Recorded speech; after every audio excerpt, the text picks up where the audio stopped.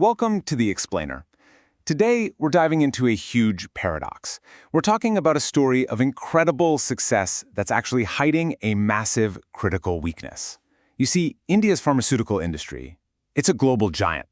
But at the same time, it's hemorrhaging billions of dollars every single year, all because of one really complex problem. And this quote, it really gets to the heart of how to solve the entire crisis. It's all about a fundamental shift in thinking, right? You've got to move from just reactively putting out fires to proactively making sure they never even start in the first place. And for an industry as vital as this one, a change like that, well, it means everything.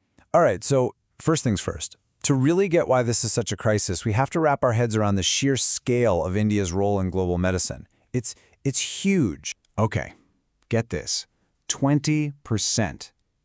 India supplies a full 20% of all the generic drugs on the entire planet. That number is just staggering. And it's exactly why it's earned the nickname Pharmacy of the World. We're talking about an industry that pulls in over $25 billion in exports every single year. But here's the catch. Behind all that success, there's an absolute operational nightmare. These companies have to navigate this maze of complex environmental rules. You've got rules from the central government, state agencies, local bodies, and they're all overlapping, sometimes even contradicting each other. It is, quite literally, a labyrinth. And if that wasn't complicated enough, the government officially classifies pharma manufacturing as a red category industry. Now, that's not just some bureaucratic label. It means these companies are put under a microscope. They face the absolute toughest, most stringent monitoring and compliance rules out there. The pressure is immense. So, what happens when companies almost inevitably get tripped up in this maze? Well, the result is this hidden crisis. And the consequences? They're not small. We're talking about factories being shut down and just staggering financial penalties. 2,000 crores. To put that in perspective, that's about 240 million US dollars. And that's not a one-time thing. That's the penalty the industry pays every single year for compliance failures. It's just this massive constant drain on their resources. But you know what? The financial penalties, they aren't even the worst-case scenario. For some companies, the consequences are absolutely catastrophic. In just one recent period, 64 companies had their manufacturing licenses completely revoked. Gone. Production just stops. All that revenue vanishes. The business, for all intents and purposes, just ceases to exist. Overnight. And look, this isn't just some abstract problem decided in a boardroom. It's not just numbers on a spreadsheet. Beyond the fines and the penalties, you've got real people on the front lines, the ones who have to manage this incredible pressure day in and day out. So I want you to put yourself in the shoes of an environmental compliance manager for a second. Your daily reality is just overwhelming.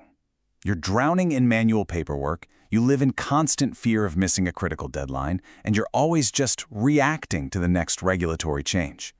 But what you want, your goal, is a seamless, automated, proactive system that gives you a single, clear picture of everything. And that huge gap between the daily grind and the ultimate goal, that's where all the stress, all the risk, and all the mistakes happen. Okay, so with this much pressure, we're talking both human and financial, it was obvious something had to change. The industry needed a better way forward. And not just some band-aid solution, but a complete rethinking of how compliance works. It was time for a shift, from that reactive chaos to something more like intelligent control. So the vision that started to take shape was this idea of building think of it like a central nervous system for a company's entire environmental operation.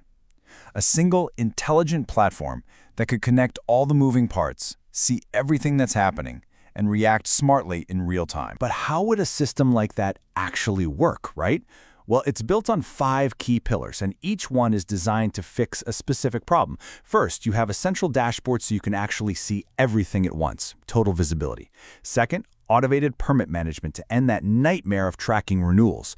Third, real-time environmental monitoring that links right up with your sensors. Fourth, and this is a big one, predictive analytics, using AI to spot risks before they turn into costly violations. And finally, a regulatory intelligence engine that's always scanning for new rules from the government. You put all those together, and that's how you build that central nervous system. Okay, so that all sounds pretty great in theory, doesn't it? But what about the real-world impact? What actually happens when a company plugs a system like this in and makes that shift from chaos to control? Well, the impact is frankly dramatic. Companies that adopt this kind of approach, they're seeing a 50 to 80% drop in the time they spend on manual compliance work. And think about what that really means. It's not just about saving a few hours. It's about freeing up your highly skilled people from soul-crushing paperwork so they can actually focus on strategy and making things better. And that new efficiency, it translates directly into some really powerful business outcomes. For one, it protects your revenue by preventing those costly shutdowns we talked about. It also secures your access to lucrative international markets that demand perfect compliance. And maybe most importantly, it gets rid of that catastrophic risk of having your license canceled.